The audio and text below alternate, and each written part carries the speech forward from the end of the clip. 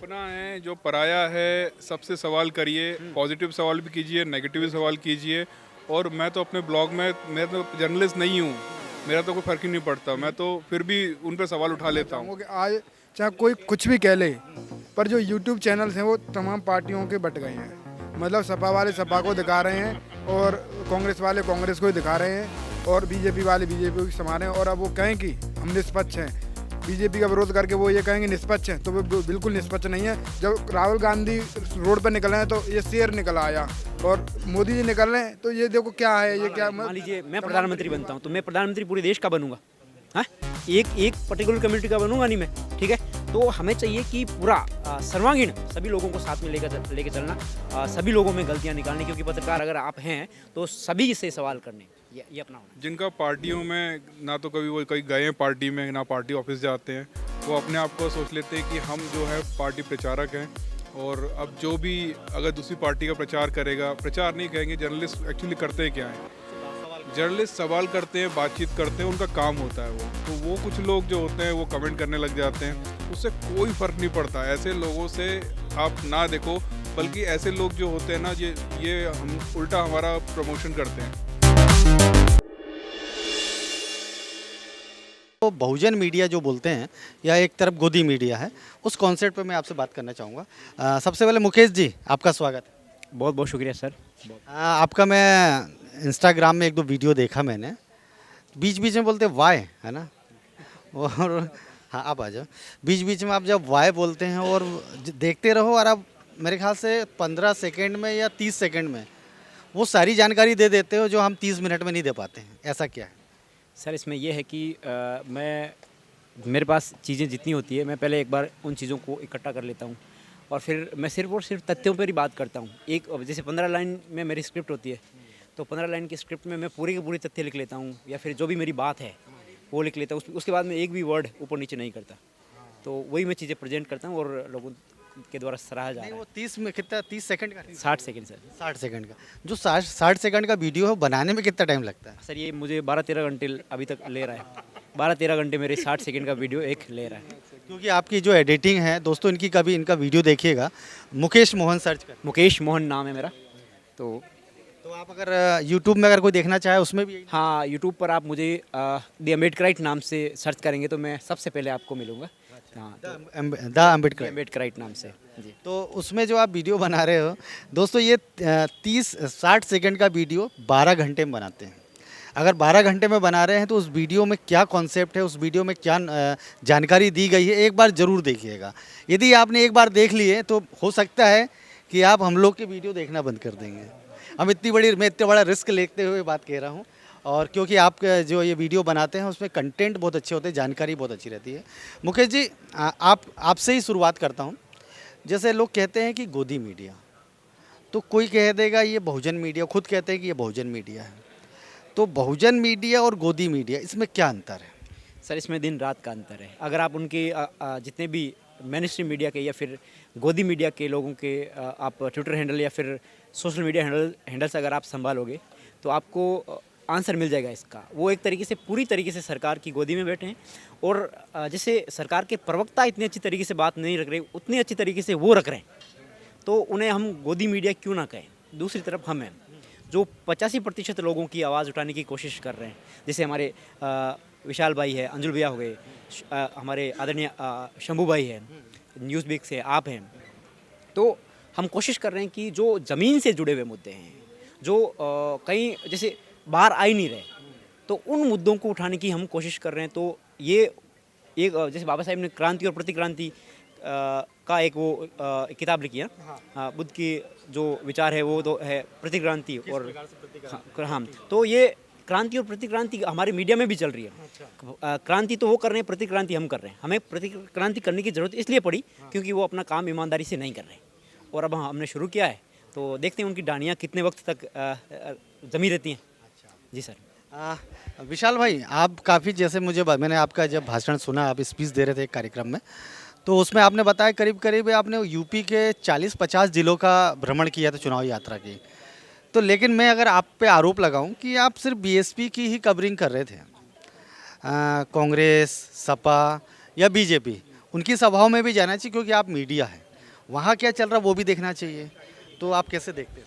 ये मैं आपने जो सवाल किया वो बिल्कुल सही किया, क्योंकि तमाम पार्टियों द्वारा यही लगाया गया कि जैसे कि गोदी मीडिया बीजेपी से बंधी हुई है तो बहुजन मीडिया बसपा से बंधी हुई है, कुछ चैनल भीम आर्मी से बंधे हुए हैं। ये आपने बिल्कुल सही कहा। पर मैं आपको बता दूं, जैसे कि आपने कहा गोदी मीडिया और उसमें क्या अंतर है, पर फिर भी मैंने मेरे साधवाद विधानसभा है, वहाँ पर न्यूज़ वीक सर्वे करने के लिए आया था। न्यूज़ वीक नहीं, न्यूज़ 24 सर्वे करने के लिए आया था। वहाँ पे मैंने अपने पक्ष रखा, सरकार है ये सही रही, तो उसने क्या था वो बाइट कट कर दी।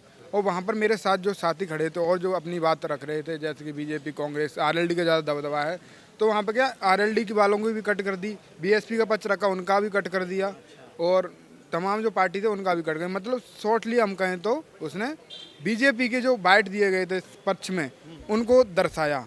ठीक है, तो इलेक्शन राजनीति एक ऐसी है कि हमारी जो पार्टी है, आपको पता है उत्तर प्रदेश में शेड्यूल कास्ट किसको सपोर्ट करता है, तो हमने सोचा जब ये हमारी दी हुई बाइट को कट कर सकते हैं तो बहन जी जो रैली कर रही हैं उनको हम क्यों नहीं दिखा सकते एक तरफा। ये जबकि हम बहुजन हैं और बहुजन की पार्टी को क्यों नहीं सपोर्ट कर सकते। और बहन जी के अपोजिट में तो कोई भी और पार्टी होती, आज़ाद समाज पार्टी, अगर वो भी रैली कर रही होती तो हम भी उसको भी एक तरफा ही दिखाते, क्योंकि बीजेपी को ना हमें दिखाना है ना कांग्रेस को दिखाना है। अच्छा, सपा को दिखाएंगे आप? जी, सपा को बिल्कुल दिखाएंगे जी। चलिए अंजुल जी, आप एक ब्लॉगर हैं, है ना? आपको ये जर्नलिस्ट बोलना चाहिए तो नहीं है, लेकिन ब्लॉगर हैं और उससे भी कम नहीं है पत्रकार से। आप क्या इस पे देखते हैं कि कुछ लोग, क्या होता है कि बहुत सारे हमारे अपने जो बहुजन यूट्यूबर्स हैं वो कभी कभी किसी, जैसे मान लीजिए राहुल गांधी का इंटरव्यू ले लेते हैं, कांग्रेस के किसी नेता के ले लेते हैं या बीजेपी के किसी नेता का ले लेते हैं, तो उन्हें ये कहने लग जाते हैं कि ये गद्दार है, बहुजनों का गद्दार है। उसको आप कैसे देखते हैं? देखिए, होता क्या है कि हर पार्टी में कुछ अंधभक्त होते हैं, जिनका पार्टियों में ना तो कभी वो कहीं गए हैं पार्टी में, ना पार्टी ऑफिस जाते हैं। वो अपने आप को सोच लेते हैं कि हम जो है पार्टी प्रचारक हैं, और अब जो भी अगर दूसरी पार्टी का प्रचार करेगा, प्रचार नहीं कहेंगे, जर्नलिस्ट एक्चुअली करते हैं क्या है, जर्नलिस्ट सवाल करते हैं, बातचीत करते हैं, उनका काम होता है वो। तो वो कुछ लोग जो होते हैं वो कमेंट करने लग जाते हैं, उससे कोई फ़र्क नहीं पड़ता। ऐसे लोगों से आप ना देखो, बल्कि ऐसे लोग जो होते हैं ना, ये हम उल्टा हमारा प्रमोशन करते हैं दूसरी जगहों पर जाके। और मैं ब्लॉगर हूँ, मुझे तो कोई मतलब ही नहीं है किसी पार्टी से, सच बता रहा हूँ। मैं वोट किसको देता हूँ मैंने आज तक नहीं बताया, मैं किस पार्टी से बिलोंग करता हूँ मैंने आज तक नहीं बताया अपने ब्लॉगिंग चैनल पर कभी भी। तो मुझे कभी मतलब ही नहीं है। मुझे अगर कहीं मैं यूपी गया हूँ और बहन जी का काम अच्छा लगा, मैंने उसको रिकॉर्ड किया, डाला। कुछ बात लगी यार वहाँ पे, कुछ मुद्दे लगे, मैंने उसको उठा दिए। मैं कहाँ गया था अभी जब चुनाव थे यूपी में, तब वहाँ पे देखा मैंने कि भीम आर्मी के जो मेन जो अपने चंद्रशेखर भाई हैं कहीं से खड़े थे, वहाँ प्रचार नहीं दिख रहा था। मैंने बोला भैया इनका तो यहाँ कोई प्रचार दिख ही नहीं रहा। फिर मैंने अपने ब्लॉग में ये भी बोला कि इनकी तो जमानत जब्त हो गई। बल्कि मेरे बहुत अच्छे करीबी हैं, दोस्त हैं, मैंने उनसे भी ये बोला कि मैं आपकी एसपी का कभी प्रमोशन नहीं करता, ना मैं करना चाहता हूँ। मैं तो बस आपसे जुड़ा हुआ हूँ, और भीम आर्मी एक संगठन था जिससे हमें बहुत ताकत मिलती है। तो मेरा कोई लेना देना ही नहीं किसी राजनीतिक पार्टी से। लेकिन जो लोग भी ऐसा सोचते हैं, करते हैं, वो उनका दिमाग उतना ही है जितना वो सोच सकते हैं, और वो लोगों को कमेंट करते हैं, इससे कोई फ़र्क नहीं पड़ता। अच्छा मुकेश जी, मुझे आपको ऐसा नहीं लगता है कि हमें अपना अब दायरा भी बढ़ाना चाहिए? यदि जैसे मान लीजिए किसी की रैली में कुछ अच्छी बातें हो रही है, मान लीजिए कुछ गलत भी बोला जा रहा है, उसको भी हमें दिखाना चाहिए। हमें सिर्फ मेरे ख्याल से आंख बंद करके बसपा या सपा या अन्य जो, या चंद्रशेखर जी की जो रैली होती है वो दिखाएं, लेकिन अगर कांग्रेस की रैली में या बीजेपी की रैली में हो सकता है कुछ गलत भी बोला जा रहा है, वो भी तो दिखाना चाहिए। तो अगर वहाँ जाएं, वो दिखाएं, तो क्या परहेज? हमारे वैचारिक दुश्मन जो है एक तरीके से कांग्रेस और बीजेपी है। तो जब तक हम उनको दिखाएंगे नहीं जनता को ये गलत क्या कर रहे हैं, ये इनके यहाँ क्या चल रहा है, तब तक हमें पता कैसे चलेगा कि चीज़ें किस तरीके से उनके यहाँ हो रही है। हम खुद को एक जगह बांध के रिजिड कर लेते हैं, वाटर राइट कंपार्टमेंट में कर लेते हैं कि भाई गोदी मीडिया के लोग जो है बीजेपी को दिखाएं, हम लोग हैं जो बीएसपी को या फिर एसपी को या फिर दूसरी एसपी को दिखाएंगे। इस तरीके से नहीं चलेगा, क्योंकि अगर भाई अगर मान लीजिए मैं प्रधानमंत्री बनता हूँ तो मैं प्रधानमंत्री पूरे देश का बनूंगा, हाँ, एक पर्टिकुलर कम्युनिटी का बनूंगा नहीं मैं, ठीक है। तो हमें चाहिए कि पूरा सर्वांगीण सभी लोगों को साथ में लेके चलना, सभी लोगों में गलतियाँ निकालनी, क्योंकि पत्रकार अगर आप हैं तो सभी से सवाल करने, ये अपना होना चाहिए। मतलब मेरे ख्याल से आप सभी सहमत हैं इस बात जो से? अपना है, जो पराया है, सबसे सवाल करिए, पॉजिटिव सवाल भी कीजिए, नेगेटिव सवाल कीजिए, और मैं तो अपने ब्लॉग में, मैं तो जर्नलिस्ट नहीं हूँ, मेरा तो कोई फ़र्क ही नहीं पड़ता, मैं तो फिर भी उन पर सवाल उठा लेता हूँ, कोई और उठा के दिखाए।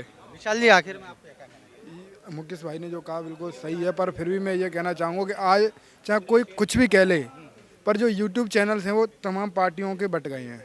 मतलब सपा वाले सपा को दिखा रहे हैं और कांग्रेस वाले कांग्रेस को ही दिखा रहे हैं और बीजेपी वाले बीजेपी को समा रहे हैं। और अब वो कहें कि हम निष्पक्ष हैं, बीजेपी का विरोध करके वो ये कहेंगे निष्पक्ष हैं, तो वो बिल्कुल निष्पक्ष नहीं है। जब राहुल गांधी रोड पर निकले हैं तो ये शेर निकल आया, और मोदी जी निकल रहे हैं तो ये देखो क्या है, ये क्या मतलब तमाम तरीके की बात है वो कर रहे हैं, जो कहते हैं अपने आप को मैं निष्पक्ष हूँ, ये कह रहे हैं। तो आप समझ सकते हो ज़्यादा कुछ। चलिए, मेरे ख्याल से सारी बातों का सार जो है विशाल ने निकाल दिया कि सारे जो चैनल हैं, यूट्यूबर्स हैं, वो अलग अलग हिस्सों में बट गए हैं।